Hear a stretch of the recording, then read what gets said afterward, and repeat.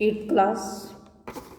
प्यारे बच्चों, कल असी पाठ 2 सबर दी दौलत पाठ नूं पढ़िया सी।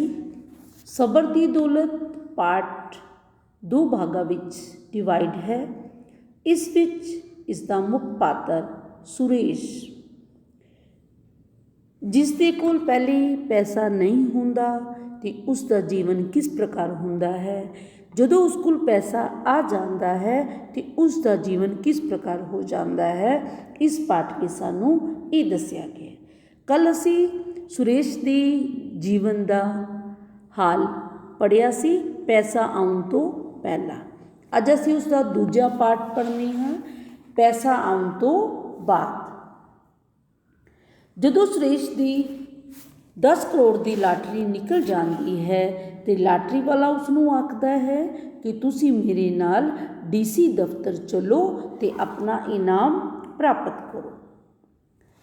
10 करोड़ की लाटरी के बारे सुन के सुरेश एकदम हिल जिहा गया।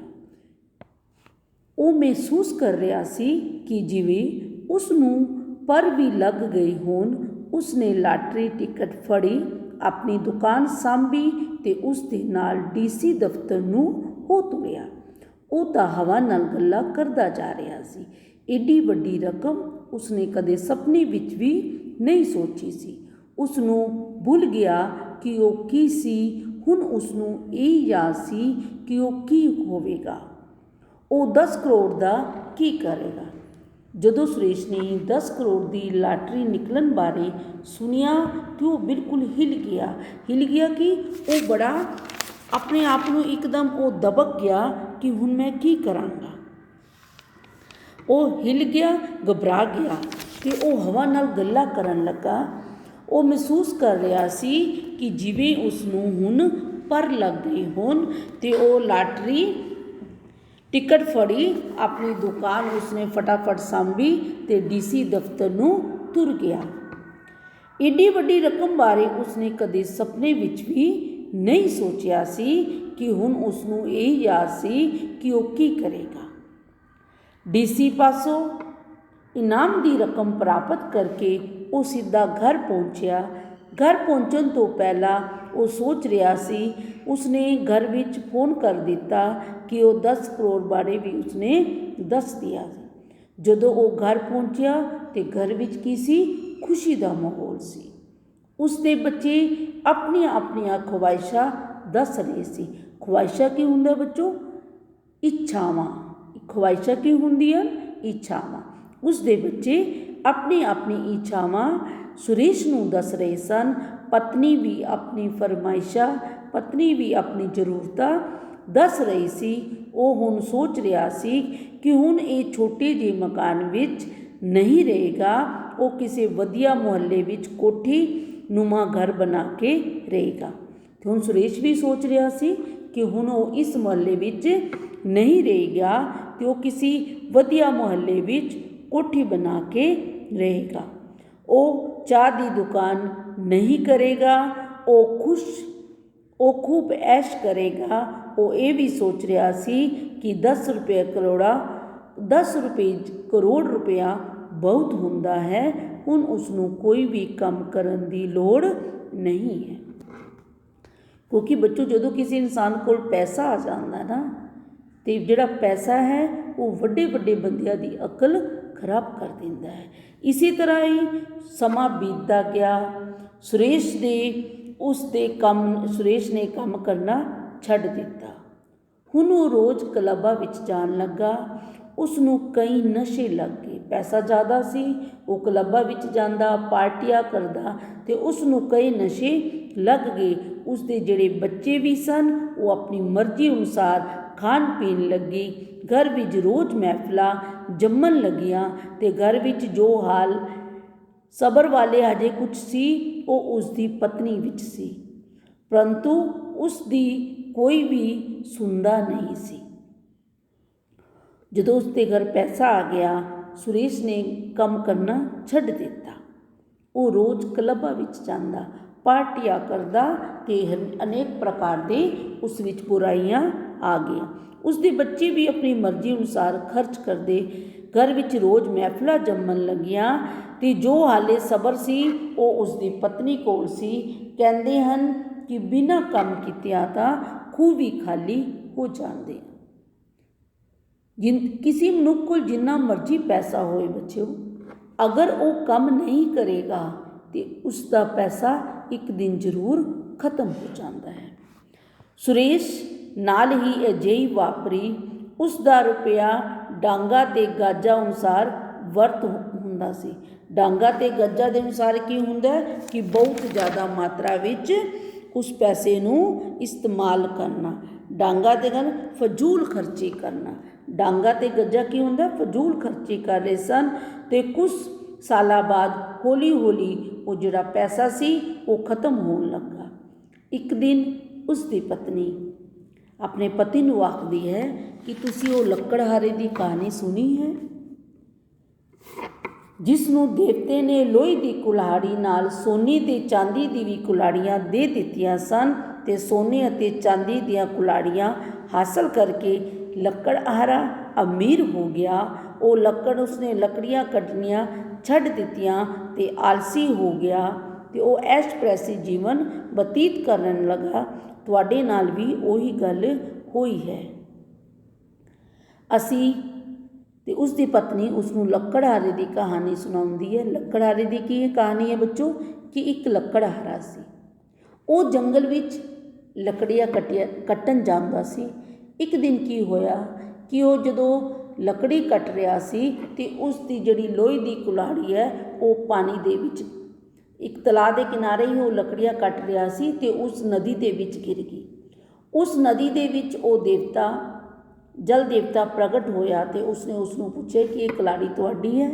ਉਸਨੇ ਪਹਿਲੇ ਜਲ ਦੇਵਤਾ ਨੇ ਉਸ ਨੂੰ ਸੋਨੇ ਦੀ ਕੁਲਹਾੜੀ ਦਿੱਤੀ, ਫਿਰ ਉਸ ਨੂੰ ਚਾਂਦੀ ਦੀ ਕੁਲਹਾੜੀ ਦਿੱਤੀ, ਪਰ ਉਸ ਲੱਕੜਹਾਰੇ ਨੇ ਉਸ ਤੋਂ ਲੈਣ ਤੋਂ ਮਨਾ ਕਰ ਦਿੱਤਾ। ਤੇ ਜਦੋਂ ਜਲ ਦੇਵਤਾ ਉਸਦੀ ਲੋਹੇ ਦੀ ਕੁਲਹਾੜੀ ਲੈ ਕੇ ਵਾਪਸ ਆਇਆ, ਲੱਕੜ ਦੀ ਕੁਲਹਾੜੀ ਲੈ ਕੇ, ਤੇ ਉਹ ਬੜਾ ਖੁਸ਼ ਹੋਇਆ। ਉਸਨੇ ਕਿਹਾ ਕਿ ਇਹ ਮੇਰੀ ਕੁਲਹਾੜੀ ਹੈ।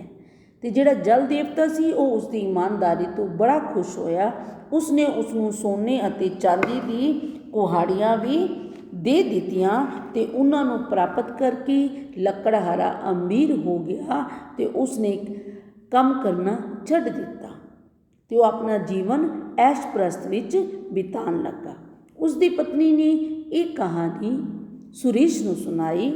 ਕਿਹਾ ਕਿ ਅਸੀਂ ਉਦੋਂ ਬਹੁਤ ਚੰਗੇ ਸਨ ਜਦੋਂ ਸਾਡੇ ਘਰ ਸਬਰ ਸੰਤੋਖ ਸੀ, ਜਦੋਂ ਸਾਡੇ ਦੇ ਘਰ ਮਾਇਆ ਦਾ ਵਾਸ ਨਹੀਂ ਸੀ, ਜਦੋਂ ਸਾਡੇ ਘਰ ਮਾਇਆ ਨੇ ਵਾਸ ਨਹੀਂ ਕੀਤਾ ਸੀ। ਜਦੋਂ ਤੋਂ ਸਾਡੇ ਘਰ ਦੇ ਮਾਇਆ ਨੇ ਵਾਸ ਕੀਤਾ ਹੈ, ਸਾਡਾ ਸੁੱਖ ਚੈਨ ਸਾਰਾ ਸਮਾਪਤ ਹੋ ਗਿਆ।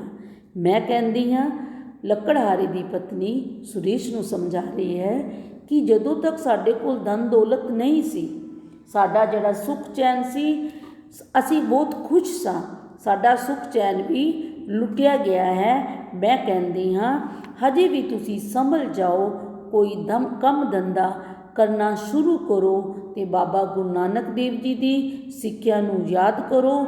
ਜੇ ਤੁਸੀਂ ਨਾ ਸੰਭਲੇ ਤਾਂ ਸਾਡਾ ਸੁੱਖ ਚੈਨ ਹੱਥੋਂ ਧਵਾ ਬੈਠੋਗੇ, ਔਲਾਦ ਦੇ ਹੱਥੋਂ ਹੱਥ ਧੋ ਬੈਠੋਗੇ, ਜੋ ਇਸ ਵੇਲੇ ਪੂਰੀ ਤਰ੍ਹਾਂ ਵਿਗੜ ਚੁੱਕੀ ਹੈ। ਪਤਨੀ